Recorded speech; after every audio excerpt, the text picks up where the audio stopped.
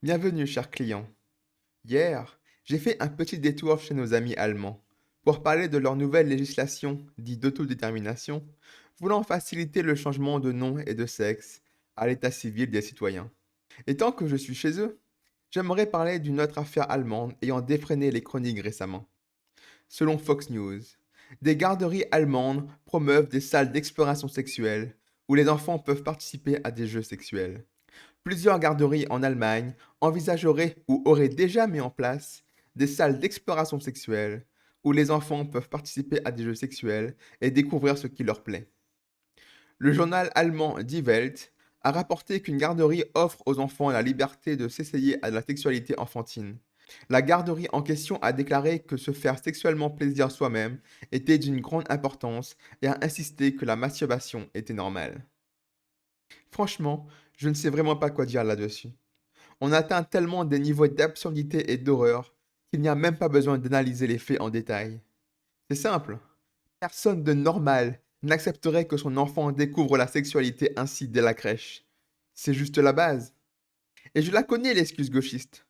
Il y en aura toujours un pour venir, la bouche en cœur, nous expliquer que ce n'est que de l'éducation sexuelle, que les enfants en ont besoin, et que si on n'est pas d'accord, on est juste des coincés rétrogrades, etc., etc.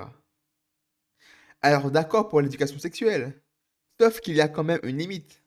Pour moi, l'éducation sexuelle devrait déjà être réservée pour un âge approprié, à la puberté au moins, et ensuite doit être réduite au juste minimum, avec des cours sur comment fonctionnent les organes sexuels, et répondre à quelques questions ou inquiétudes générales sur les changements physiques ou hormonaux à l'adolescence, par exemple.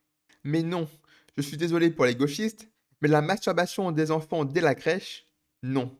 Là, ça va beaucoup, beaucoup trop loin. Vous ne pouvez pas tout excuser sous le prétexte de l'éducation sexuelle. Là, on n'est plus dans de l'éducation, mais dans un domaine bien plus sombre. Et pour en revenir aux crèches allemandes, si vous voulez savoir ce qu'en pensent les parents, eh bien, évidemment, ils sont scandalisés.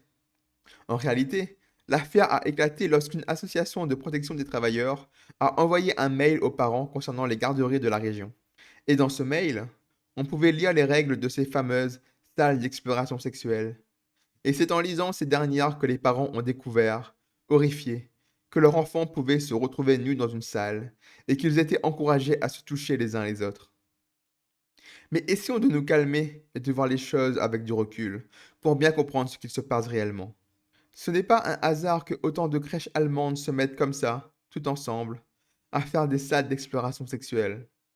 Je vous présente la Fondation Pro Familia, un établissement allemand reconnu d'utilité publique, fondé en 1988, qui a conclu des conventions avec le ministère de la Famille et de l'Intégration et le ministère de l'Égalité entre les femmes et les hommes, et qui dispose d'un agrément du ministère de l'Éducation nationale, de l'enfance et de la jeunesse. Alors tout ce pédigré que je viens de citer ici, il vient du site de la Fondation Pro Familia lui-même. Et en gros, ce qu'il faut comprendre, c'est que c'est une fondation qui est profondément liée au gouvernement allemand, et surtout avec des ministères ayant rapport avec la famille et la jeunesse. Eh bien, je ne vais pas faire durer le suspense, mais c'est bien cette fondation Pro Familia qui est à l'origine de ces programmes de salles d'exploration sexuelle, ce qui insinue au passage que le gouvernement était au courant. Et si le gouvernement l'ignorait, cela signifie qu'il ne sait même pas avec qui il travaille, ce qui est pire au passage.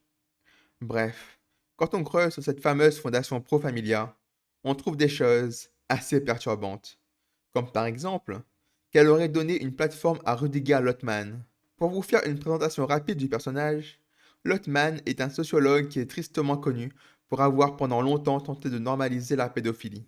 Il a d'ailleurs écrit un livre, Dilus am Kind, qu'on pourrait traduire par Le désir pour les enfants, qui se base sur des interviews entre Lottmann et 60 pédophiles. Le gros problème de ce livre, c'est surtout qu'il dressait un portrait très positif des pédophiles justement, ce qui a beaucoup choqué à l'époque. Lottmann écrivait: Ils aiment réellement les enfants, lisent chacun de leurs souhaits, organisent des voyages, achètent des jouets, et sont seulement confortables autour des enfants. Pour moi, il est très clair qu'il y a des relations qui n'exigent aucune intervention.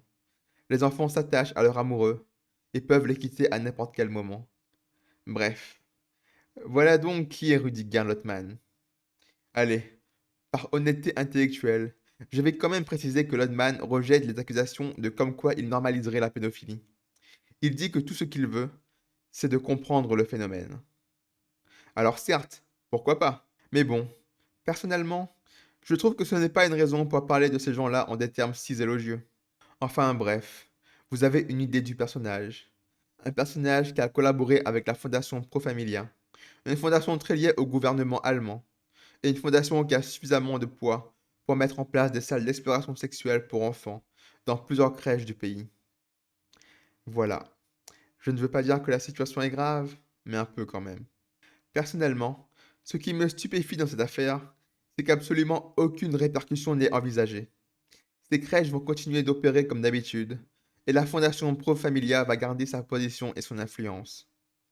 Ah, et aussi, que des crèches soient totalement d'accord avec le fait que des enfants dont ils ont la garde se masturbent est évidemment extrêmement perturbant. Imaginez un instant que les parents n'étaient pas mis au courant. Les salles d'exploration sexuelle auraient pu continuer pendant de longues années sans jamais faire de vagues. C'est glaçant quand on y pense. Voilà pourquoi il faut vraiment, mais alors vraiment toujours se renseigner un maximum et en permanence sur les endroits qui s'occupent des enfants. Parce qu'avec le climat politique actuel, on est vraiment, mais alors vraiment plus sûr de rien. Et voilà, c'est tout ce que j'avais à dire sur ce sujet. J'espère qu'il vous a plu et surtout, prenez soin de vous.